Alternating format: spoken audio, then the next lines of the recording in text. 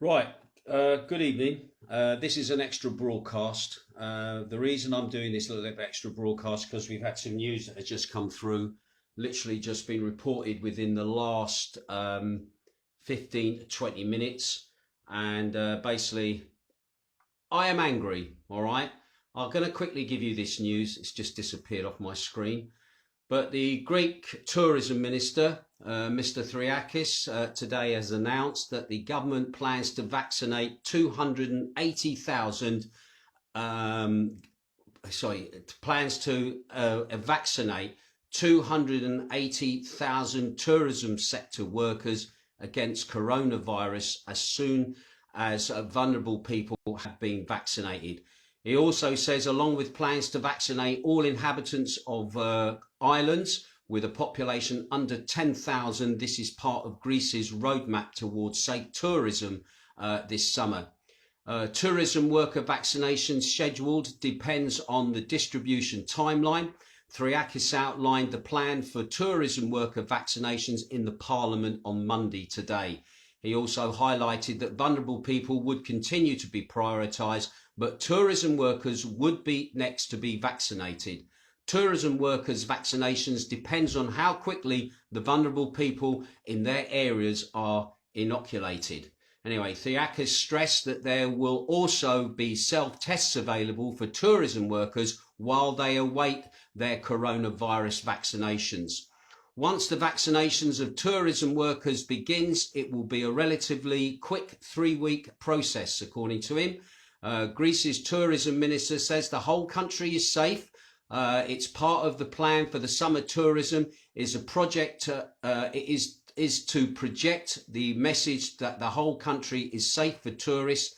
Theocharis warned against promoting Pacific areas or islands as COVID-3. I can understand that. And he claims that this is not a sound tourism strategy to be able to call an island completely COVID-free. Tourism could be threatened for several reasons if the narrative of COVID-free area is pushed, Theocharis reasons. The government's solution is to promote the whole country as being safe for tourists to arrive this summer. However, there are certain islands that the government is planning on fully vaccinating before the tourism season, with every single adult resident inoculated. A total of 85 islands with a population under 10,000 will see all of their residents fully vaccinated as part of the Operation Freedom. That's the name that the country is giving to its inoculation process. These islands traditionally lure tourists from all over the world to Greece, and the campaign is an important effort to bolster one of the most important economic sectors in Greece.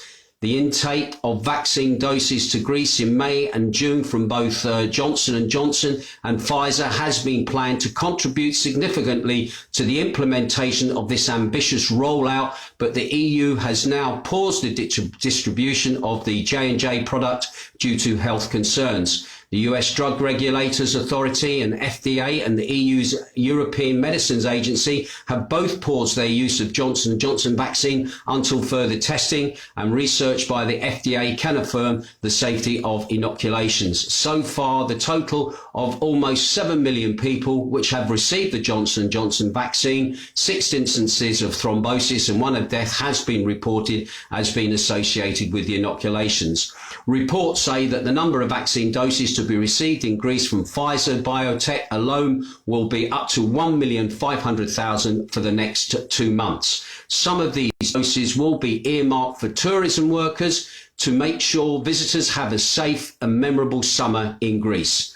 Well, all I can say is this. When you are forced to have the vaccine, whether you want it or not, there's been no mention in that brief at all as to whether there will be a freedom of choice. Whether you will, I'm quite happy to do a test every day to see that I am clear of the virus. You should not be put into a position where you are forced to have the virus, whether you want it or not. Those people who have made their choice, fine, fantastic. I respect that and I understand that.